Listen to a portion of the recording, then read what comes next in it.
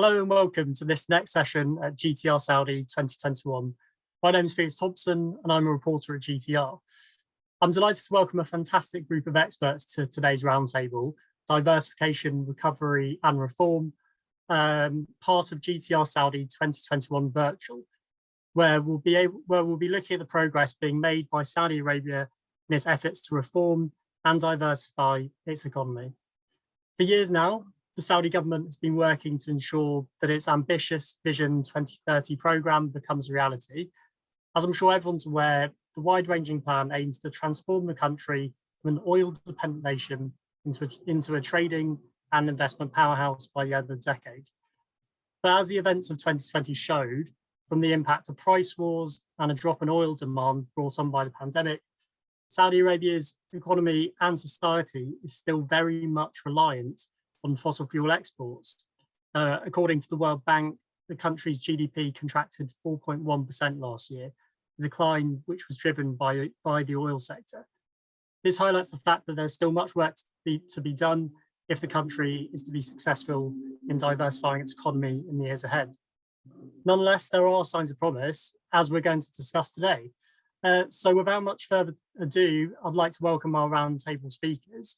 We've got Khaled Almedbel, the Director for Business Development at ACWA Power, a major water and power provider in the region.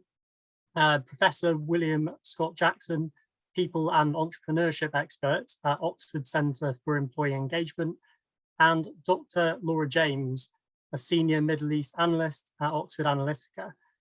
Welcome to you all. So initially, I thought I'd come to you, Khaled.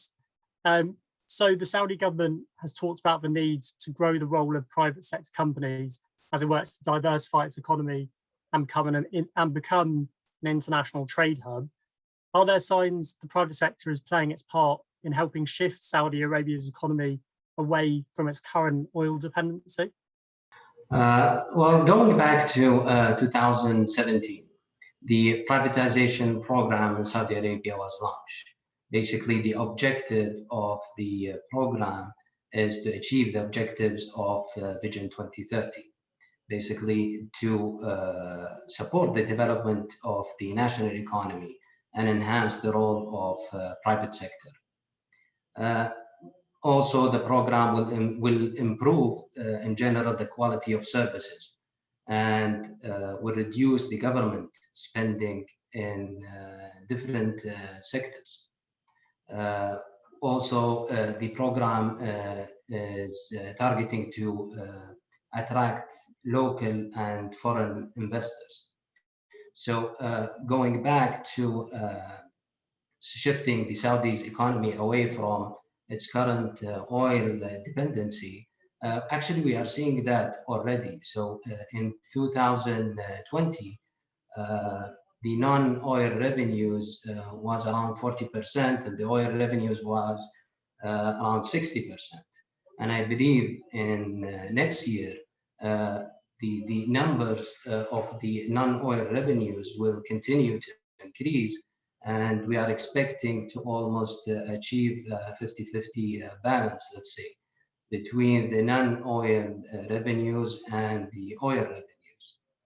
So in other words, government relying on the PPPs in Saudi Arabia will enhance the expenditure in, let's say, building utilities in the country, healthcare, education.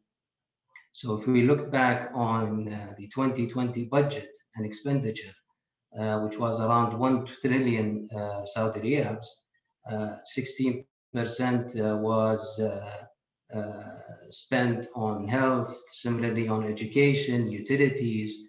So if the government focuses on the PPP scheme, let's say, and rely on the private sector to build the necessary infrastructures and necessary sectors, this will enhance the economy and basically make it non-reliant on the oil, let's say, revenue. And are there signs that these public-private partnerships are starting to ramp up at all, Khaled? Yeah, I mean, is private sector capital actually getting put into projects in the country?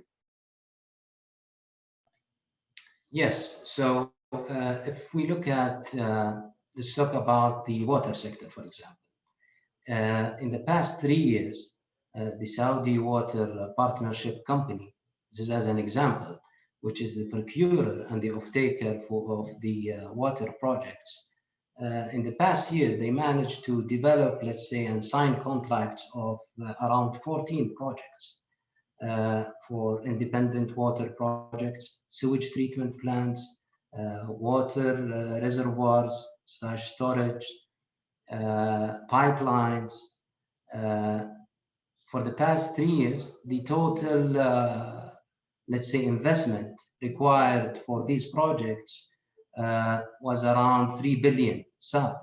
So in the past 3 years, the government managed to save 3 billion Saudi riyals. So instead of paying it as an expenditure, they relied on the private sector to build these projects. And again, going to the main objectives, to increase the quality, to reduce the expenditure, which is the main objectives of the privatization program and the PPP model.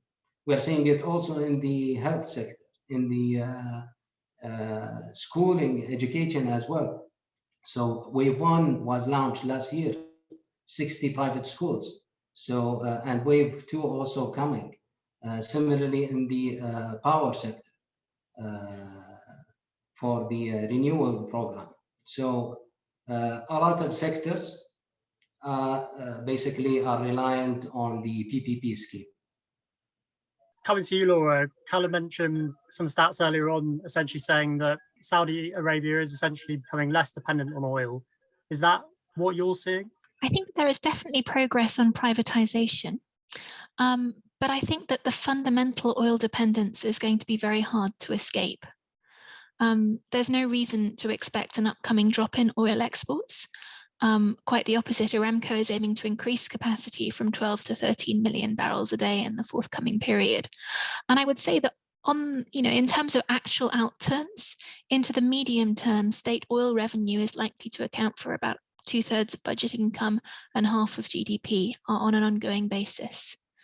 So for example, if you look at the current year, although non-oil GDP grew by 2.9% in the first quarter, which is impressive, it is still higher oil prices and the easing of OPEC constraints that are really driving the post-pandemic recovery.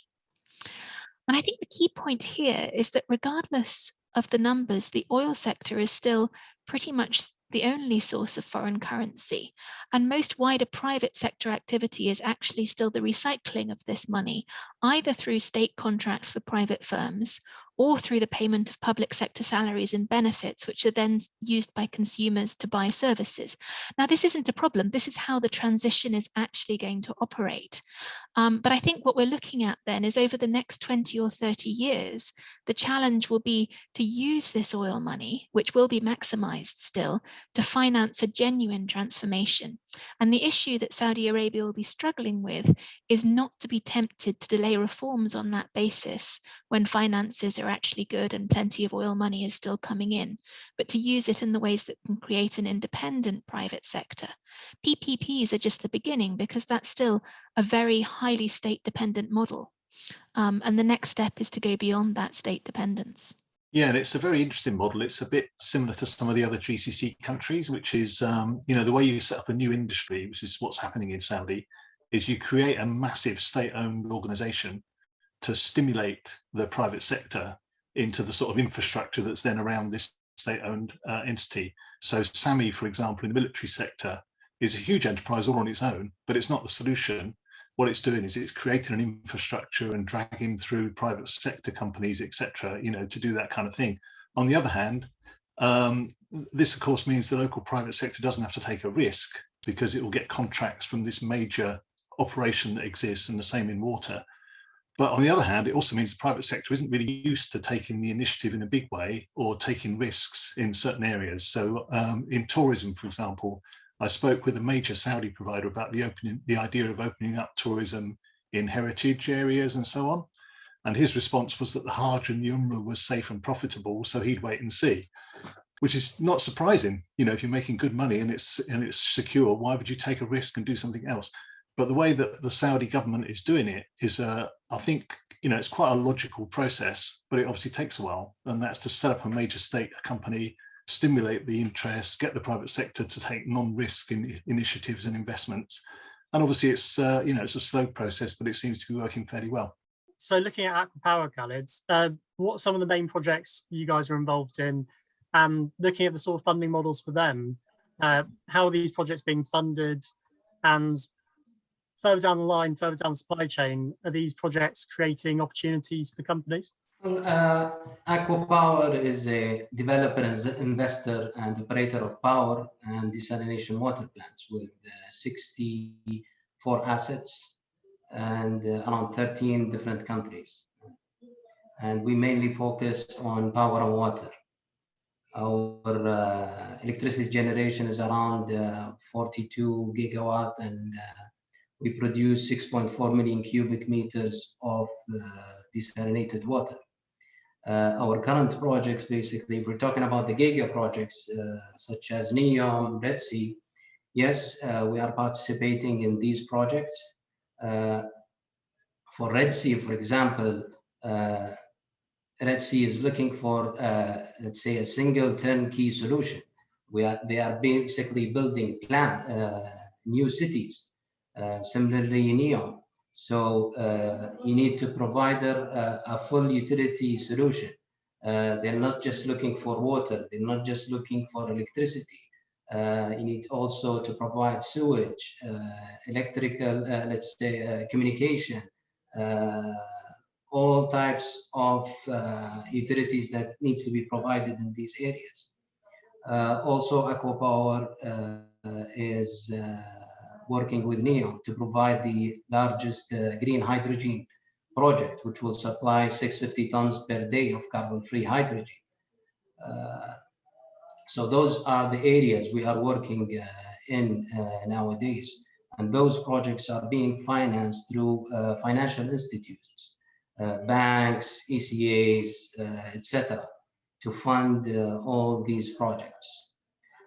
Going back to the main question, ACWA Power is also now looking at the companies, looking at the full supply chain. As I explained earlier, we're looking at different technologies, hydrogen, PV, wind, all types of technology, which are provided in the new mega projects, which you explained earlier. And we are looking also at new technologies. So for example, Red Sea, they are looking for zero carbon solution, zero liquid discharge solution, which wasn't there in other areas, not only in Saudi, around the world. So now this became the focus of the new projects in Saudi, focusing on green solutions. I definitely want to come back to discussing these exciting new giga projects in a second, find out how they're progressing. Khaled, I just wanted to ask a quick follow-up question there about mentioned ECAs. So which sort of export credit agencies are backing or facilitating projects in these major projects? It depends on the project itself. So for example, if the technology provider, let's say, is coming from Germany, ECAs in Germany will support them to fund the project for their content of the project. So for example, if you are buying gas turbines from company X, the government itself will fund you for the goods that you are purchasing. Similarly, you will get the same from East Asia. For the contractors who are coming from East Asia, they will come to Saudi, and you will get the same funding from these contracts. It depends on the goods that you are procuring from these countries. Of course, you mentioned green hydrogen, wind. There's this idea that Saudi is going to become the Germany of renewable energy. I think one government official said back in January. So how are these projects developing? and how is renewable energy developing in Saudi at the moment? Do you think there's going to be a shift towards it in the next few years? So His Excellency Prince Abdulaziz said that Saudi Arabia is planning to convert half of its power sector to gas, and the remaining half will come from renewable energy. Currently, Saudi Arabia is dependent on oil, so the plants are either oil-fired or gas-fired. We slightly now the renewables increased in the past few years. However, our target basically is to achieve around 60 gigawatt by 2030. This is a combination of the renewable energy, wind, PV, CSP, which we are expecting in the next few years. And that explained earlier. We are targeting to achieve 60 gigawatt by 2030. Going back to your example with Germany, actually Germany is a country not known for sunny weathers, but this is the case for Saudi Arabia. So I believe we can achieve what Germany has been achieving lately in the energy mix. Going back to these projects, whether it's Neom or the Red Sea project, Laura, what are you seeing? Are these projects developing? So obviously there have been previous attempts to create economic cities in Saudi Arabia that potentially haven't got off the ground. So are these glitzy new projects developing as they should? The key thing is not to underestimate the progress. For one thing, the royal family's own on-the-ground commitment to these cities makes them different from many of the other new city projects. And there's also a risk that when you start comparing what's actually happening with the extremely ambitious goals, so for example, the rhetoric around the line, 0 cars, 0 streets, 0 emissions, 170 kilometers, that's a very, very ambitious goal. And if that's what you're trying to measure what's happening against, it's always going to come up short. There are things happening on the ground. There is progress. There is a shift towards these cities in some respects. But I think it's also worth noting that the pandemic has certainly caused delays, and that there's still the big challenge of persuading foreign firms to some kind of genuine, lasting commitment to engage with these cities. The challenge is going to be to get to a tipping point where there are enough jobs here, there are enough people able to do them, there's enough infrastructure to support them and their families. All of these three things have to be lined up at the same time. And we've seen across the Gulf that this is possible. And Saudi Arabia has resources, oil resources, as we've discussed, and also a large potential consumer population, which gives it some comparative advantages in this area. But it takes time, and these need to be genuine jobs. The private sector firms need to develop their confidence in the location. The business environment needs to be widely seen as conducive. There need to be suitable human and other inputs. I think William is going to talk more about that later on. There are probably going to be legal changes, and those are still at a very early stage. And I think it's worth highlighting there are still doubts over the predictability of the business environment in Saudi Arabia, not least among domestic firms which have increased portfolio investment outside the country over the last few years. VAT was tripled during the pandemic. Anti-corruption campaigns, rules on foreign employment. Not very long ago, there were very major state arrears in Saudi Arabia, which caused a major problem to part of the sector. So I think that there are challenges to be overcome in terms of perceptions. The other big issue is the potential limitations on domestic demand. I don't think that all of these developments can be foreign driven, but it's also a problem that although there's massive demand for housing in Saudi Arabia, it's not 100% clear that Saudis will be able to afford to live in those areas, especially if fiscal reform proceeds, the public sector wage bill is brought under control, subsidies are reduced. So that's going to be a very difficult balance for the government to strike, and there's still a lot to do. Yeah, as mentioned there, business conditions is definitely something that's quite an interesting one to look at. Coming over to you, William, as Saudi government works to diversify its economy and become a technology-focused trading hub, is there a skilled and local workforce that it can tap into? Yeah, and there's also the huge shift from public to private sector employment, as well as just the growth in numbers. and in training areas. So, for example, I think there's 95,000 Saudis needed to work in military manufacturing who don't exist at the moment, compared to about 8,000 today. So there's two main issues really. One is whether the Saudi workforce is ready and capable, and the other is simply whether there'll be enough Saudis actually to meet all the needs of 2030. So on the first question, the current Saudi workforce is clearly not ready to fill the roles created through Vision 2030 in areas such as AI, military manufacturing, robotics, tourism, and so far. But then neither is the UK's workforce, neither is the USA's workforce, neither is any workforce, prepared for the changes that are going to come. So this is a matter of training and engaging the Saudi people in the vision and the need for change. And here the kingdom's got a couple of advantages. Firstly, as a fairly centrally directed economy, the government can ensure that Saudi 2030 is supported through the creation of advanced education, focused training, particular areas of focus. And secondly, compared to many countries where we work to help engage the population in national visions, by and large, the population are pretty enthusiastic and proud of recent progress, and are obviously enjoying some of its economic and lifestyle benefits so far. So they're pretty prepared to change and learn. And this is an unbelievably important factor, which is very rarely thought about. But if the population doesn't want to change, then you're not going to do Saudi Vision 2030. The population's got to be engaged with the whole thing. So that's quite good. The second question, will the Saudi population actually be big enough to fulfill all the workforce demands that Vision 2030 will create? Well, full employment and excess demand is a nicer problem to have than the opposite, and can be mitigated a bit through AI and robotics, for example. But Saudi will always need quite a large expat workforce if Vision 2030 comes true, even if all Saudis are fully employed in meaningful roles.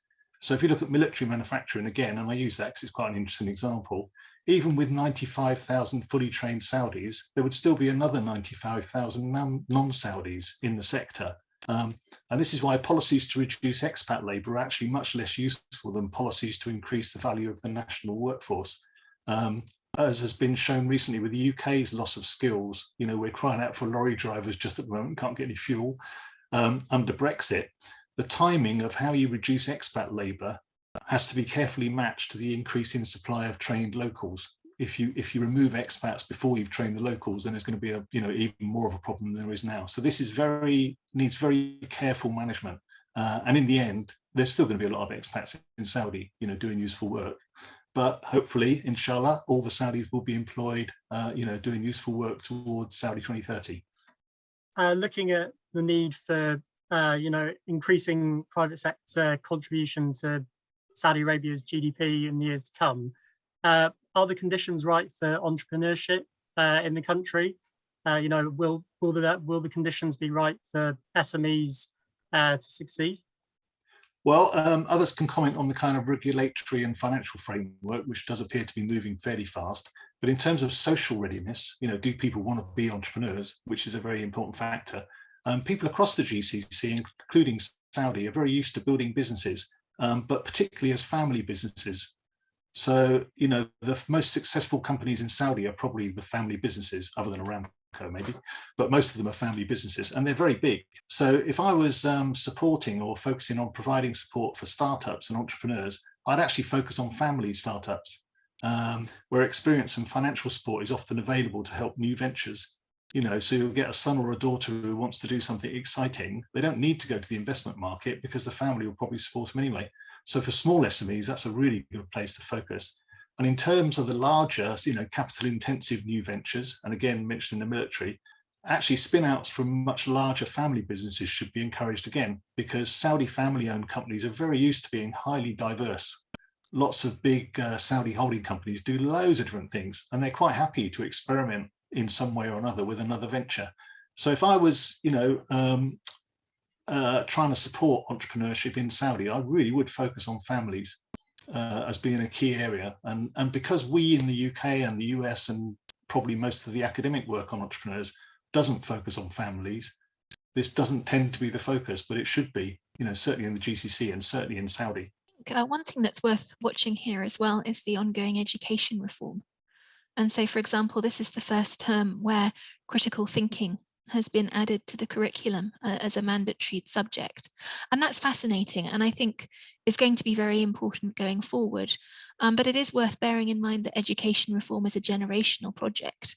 It needs to be internalized almost by a generation of teachers before it becomes a real part of the system, and changing education is very hard. So that's going to be an important one to track, again, how fast it goes compared with the need for people to operate in different ways in a business environment. I think the other question in terms of readiness that we at least ought to raise, although I certainly don't have enough information to answer it, and I'm not sure the information is available, is how far the whole of society is ready, and particularly looking at urban-rural distinctions, because that again is something that's going to need to be taken on board as the initial phase finishes and demand intensifies. More people are required to buy into the new model. The attitudes in rural areas are going to be extremely important, and I believe there are some surveys that suggest that young people in rural areas are not on board in the same ways as people in urban areas. And so the question of how that will change, again, education is going to be an important part of that. Yeah, the other thing that's quite interesting, of course, is that there's a huge potential entrepreneurial thrust coming from women, young women in Saudi, as things get more amenable for them to do the kind of work. And Saudi youth in general, are fairly are grasping these opportunities fairly eagerly. We did a big survey of women, including from the rural areas, Jizan and everywhere else, and the enthusiasm of young Saudis for moving ahead and doing their own thing, and starting companies and learning AI and doing new programming languages, etc., was extremely high. So I think it's interesting that the generation that's coming through, from colleges and universities, is already kind of catching this entrepreneurial spirit. And part of that, of course, is through the media. They're watching other countries' media. They're not necessarily just listening to their parents as they might have done before. So I think it's a fairly fast process potentially. And as I say, when we've done survey, we've actually found in the rural areas, most of the rural areas, not all, but in the rural areas, the youth are about as enthusiastic as they are anywhere else. They don't know how to do it, so they need help on how to do these things, but they're certainly enthusiastic. Looking at the big picture, we are currently in a transformation period. We are basically looking at new sectors, which wasn't there before. So for example, we're talking about tourism. No one knows tourism before. Military, for example, as you explained, we will continue relying on expats, foreign people with certain expertise. They will continue being here in Saudi until they educate the full system in Saudi Arabia. And suddenly you'll find yourself dependent on Saudi, not now, in the next 5-10 years. The capabilities will be there, but you need someone to feed them with the proper education to understand the business. So, for example, that's why we are seeing people coming from different sectors to Saudi who has the certain expertise just to push the vehicle to move forward, especially in the tourism sector. Yeah, and the really good thing that Saudis, I suppose, observed from other countries where it hasn't worked quite so well is that if you focus on reducing expats, that's the wrong focus. What you should focus on is increasing the value of nationals. So, if I want to employ, if I'm in a Saudi company right now and I want to employ somebody to do IT, the ideal situation is that a national is so much better than any expat I could find that I won't want to employ an expat. So focusing on, developing the skills, developing the experience and everything is absolutely the right thing to do. If you go the other way around, which is to say, you must employ a certain number of Saudis and you can't employ the expats and all that kind of thing, that's not looking at value. Correct. That's just, a regulatory thing. So increasing the value of Saudis is absolutely the right thing to do. And of course, there's loads of work going on to do it. So that's all, good signs. And again, it will not come overnight. It will need time to educate the people in Saudi for these new sectors. Exactly. And that way you're kind of using the expats as an asset.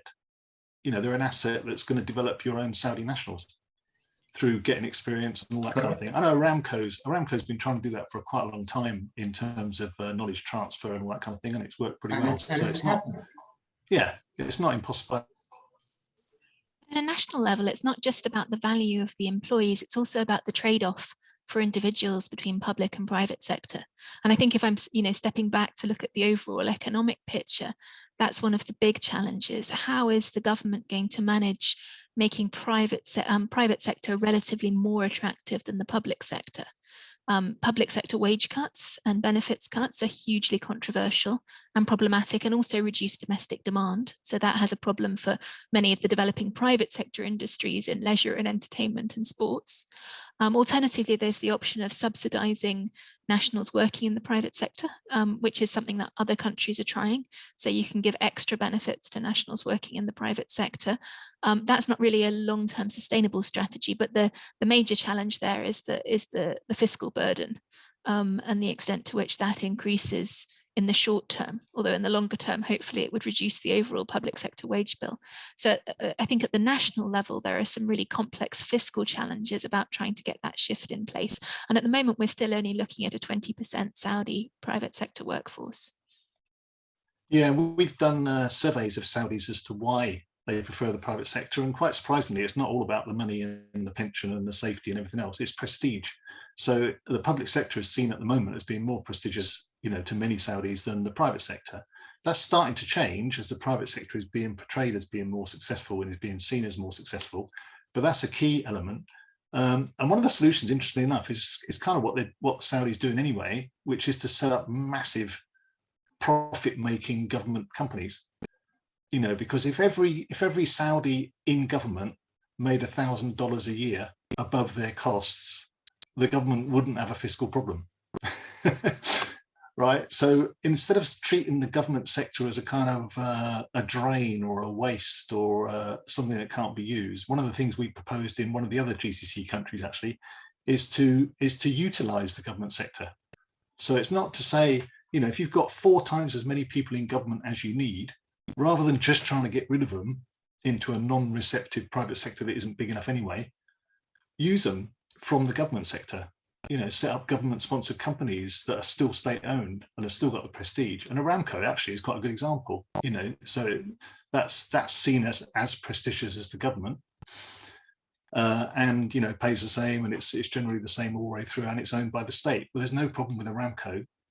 So the public sector, I think, again, coming from the West, we see the public sector should be tiny or as tiny as possible, and what it is a cost. Whereas actually you can turn that on its head and say people employed in the public sector can be an asset. So let's turn them into an asset. Let's get them making a profit. Set up a company to do, I don't know what, remittances. Yeah, and actually I believe this is what's happening with the government state-owned companies. So they're bringing basically the experts from the government sectors to drive these companies to focus on the new areas. As you explained earlier, SAMI, we're referring to SAMI. Yes, it's something new. And that's why the government-owned state company established this company to basically set the bars for the other companies and to understand the know-how, how the business is running. So going back to the public-owned companies, it's good to have a public-owned company in every sector just to make the market mature, and then the companies can move on after that. Yeah, and it's very interesting to think if the average Saudi earnings were similar to the UK's, for example, which is not amazingly high, but at about 40k per annum, that would represent about 320 billion in terms of GDP, and that's 100 billion more than the Saudis' oil revenues. So people are an asset, and they should be treated as an asset, even if they're sitting in government, currently maybe not contributing too much. They could, and there's ways of making it so they do. So I think that's it's a great point. They should be an asset. So looking at the export sector specifically, what more can the government do to help boost non-oil exports in the coming years ahead? I think it's not necessarily purely non-oil exports we want to be looking at. I think we need to look at the wider diversification project first, because actually a lot of Saudi Arabia's initial opportunities are meeting a domestic market, and that needs to develop, I think, before large-scale non-oil exports can develop. There are exceptions, such as things like petrochemicals, which are, of course, already going pretty well, but those are ultimately oil-derived. So if we move on from that, I think that we can look more broadly at tourism, sports, leisure and entertainment, and domestically driven sectors as well. I would just, if we can go back to the earlier discussion on renewable energy, I think this is actually quite a good example that Saudi Arabia has lots of advantages in the area of renewable energy. It has oil and gas wealth to underpin new investments in green hydrogen, for example, lots of experience managing large-scale energy investments and global energy trading. And of course, if the desert problems can be solved around solar energy, there's a huge advantage from the sun. Wages and input costs could potentially be an issue, but that relates to some of the discussions we were having earlier with William. But if we look at this renewable sector, then we're not looking at replacing oil exports with renewables. What we're looking at is stopping burning crude in power stations in Saudi Arabia. And I think there's an analogy here for what we're looking at in terms of developing the domestic economy much more broadly. So sports, leisure and entertainment will expand further. There's massive potential for growth there. But it's got to be driven by domestic incomes, and diversification has to be managed in such a way that domestic demand doesn't fall. And I think that, tourism, again, is a very important, non-goods export, if you like, and especially religious tourism. I don't think we should dismiss that as an area with huge expansion potential. It's one of Saudi Arabia's great comparative advantages that nobody can rival. That, of course, depends on the global recovery. And I think we should perhaps emphasize here the extent to which Saudi Arabia's plans, including for Vision 2020, have been particularly heavily knocked by the global pandemic. A lot of what Saudi Arabia has been trying to do was, for example, tourism was a big growth industry that was slashed. Oil was supposed to fuel a lot of the change.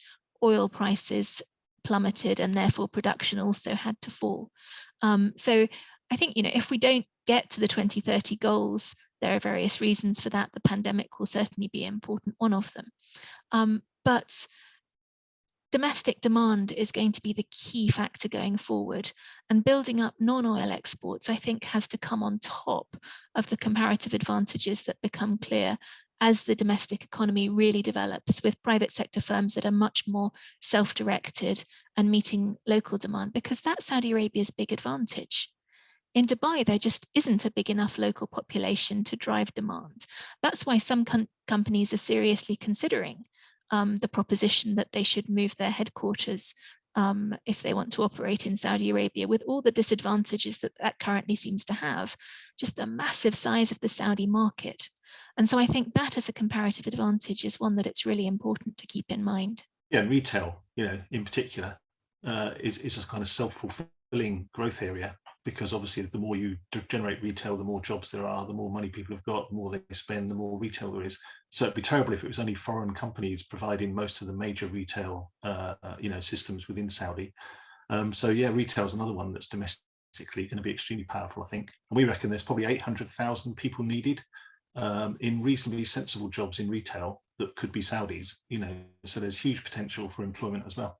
Well, thanks so much for sharing all your thoughts today with us, guys. Very much appreciate it. Feel like we've covered lots of grounds. Obviously, you heard about how the Giga projects are all developing, from Neom to the Red Sea project. And it sounds like Saudi in the years to come is going to start turning inwards to its own market. And the private sector definitely does have a role to play. So once again, a massive thanks for all your insights, and thank you. Thank you, everyone. Thank you. It was a pleasure.